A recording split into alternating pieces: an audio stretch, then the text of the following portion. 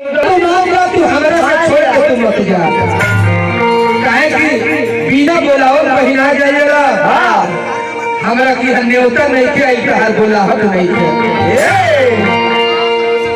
सती पार्वती बोले कि न्योता नहीं गए तो क्या है, लेकिन हम जाए। सती पार्वती मानत नहीं कहते है कि ना हम जाए, जाएगा कारी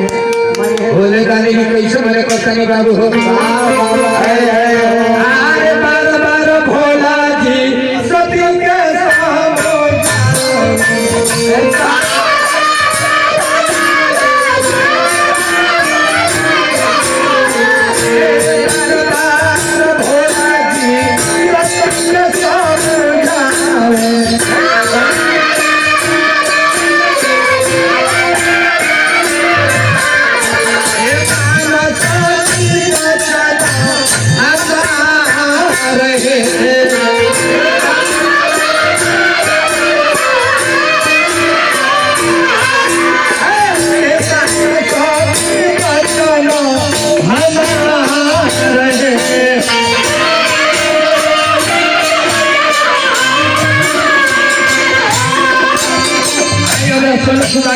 पुरस्कार है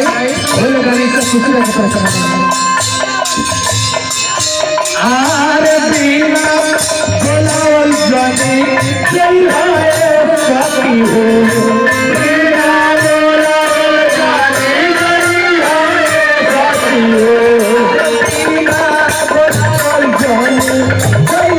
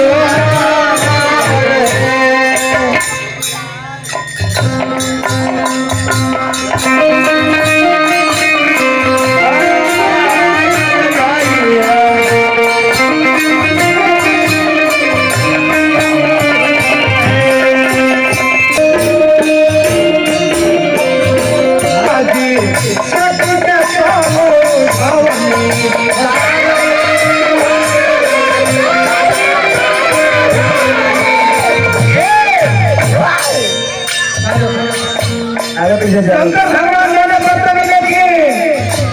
सती पार्वती मानव आई थे। आरती के कहानवा सती मन तेरा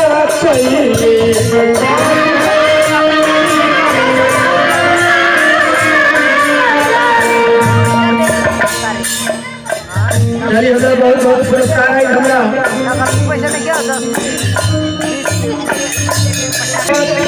सती के कहनवा सती मन तेरा चलिए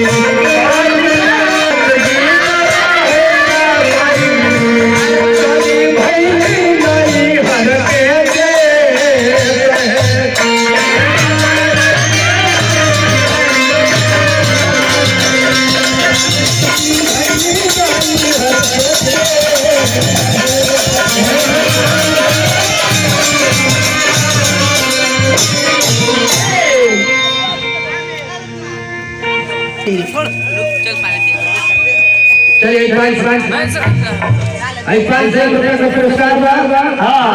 मुखिया प्रत्याशी संगीता देवी प्रति ठाकुर की तरफ से पूछ रहे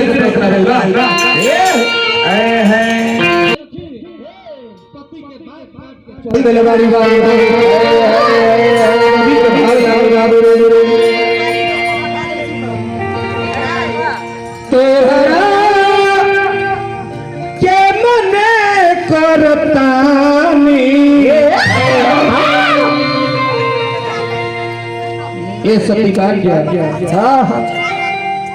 तोहरा के मने परतानी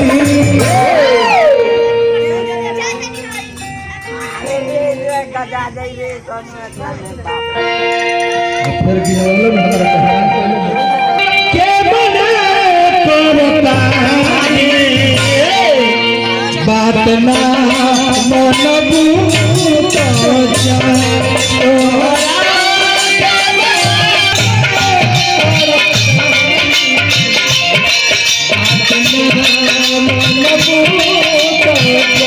भोले मुझे बार बार पूजा करता है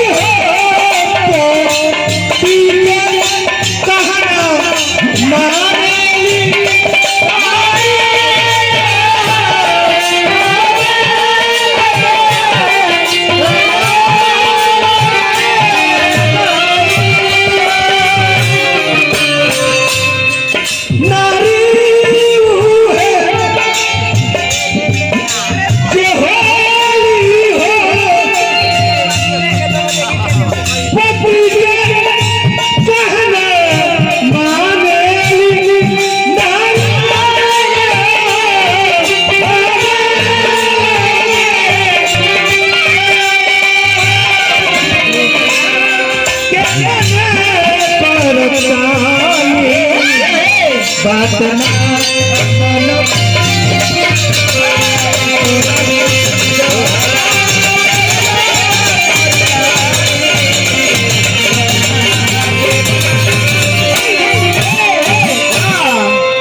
भोले जानी कहते नहीं सती बात बात के जाते नहीं अपना पिता के जग में बात काट के सती पिता के जग में जब पहुंचली राजा दक्ष के सिंहासन लागल बा पिताजी के लगे जाता रही तो पिताजी कुछ बोलत नहीं थे सती सोचले कि वो कहां से कहां हवाईनी है पति के बात काट के आई ऐसे हमरा से केहू पूछत नहीं थे सती रोवत रही आंख से झरझर लोर बहत बाबू